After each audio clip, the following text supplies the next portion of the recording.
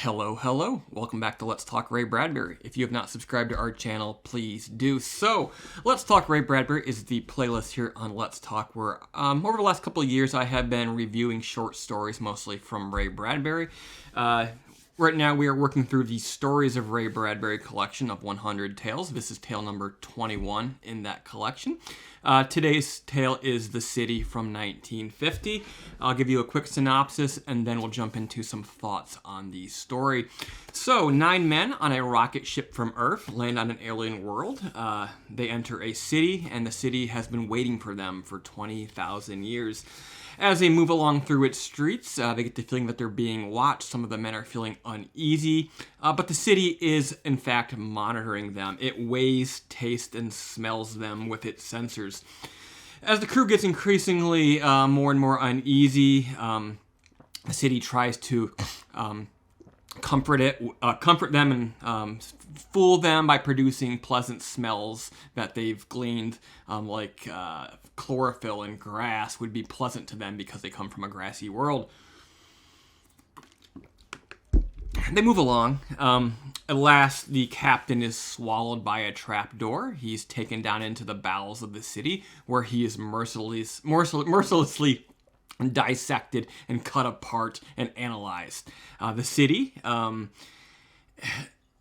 realizes that the moment it's been waiting for 20,000 years has arrived. This creature is in fact a human being. So it sews it back together, fills its body with gears, and turns it basically into an android. And that android becomes the voice and representation of the city. Goes back up to the surface and informs the other 8 crew members that basically 20,000 years ago, humans came to this world.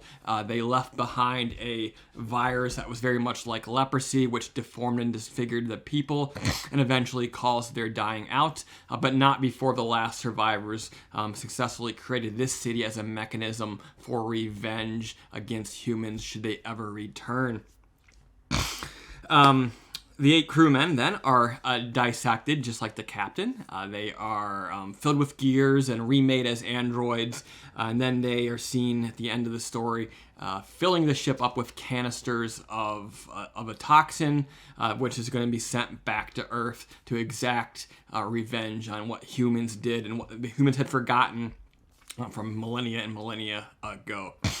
Okay, so surface level.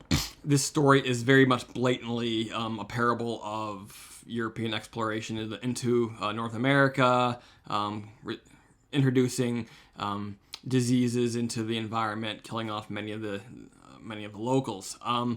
But you can sort of forgive that bit of preachiness because the setting and the scenario here that Bradbury cooks up is so damn compelling.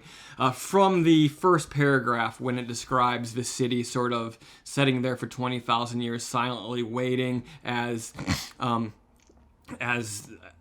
climate of the world changes and goes through all of these long, different phases and eons, and it just very much feels like many of the descriptions that Lovecraft made about these sort of surviving remnants of millions of years old cities of the ancients, the elder gods. So it's very much Lovecraftian, which is something I didn't expect from Bradbury, really, because comparatively, most of Bradbury's work is a lot more tame and sort of family-friendly than that. So as you get into the city, also in a Lovecraftian way, there's this sense of ambiguity. You don't know what the city is up to. It's sort of watching them in cold calculation, sort of the old phrase, the universe is indifferent to your suffering. It sort of reminds me of that, this idea that you're a bug, you're irrelevant, and it sort of creates that level of, I don't know what the word is, but it sort of creates that level of feeling here, that sort of vibe and that sort of atmosphere. But the city, in fact, turns out to be ruthless, which is usually the case in Lovecraft, not Bradbury.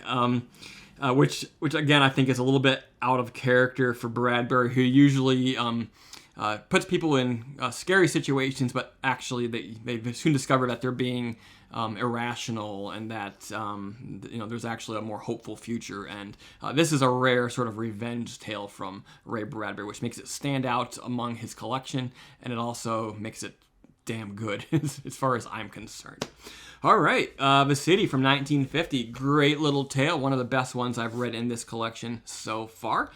We'll be back in a couple of days with our next short story review, The Fire Balloons from 1951. Thank you for tuning in, and until next time, keep it creepy.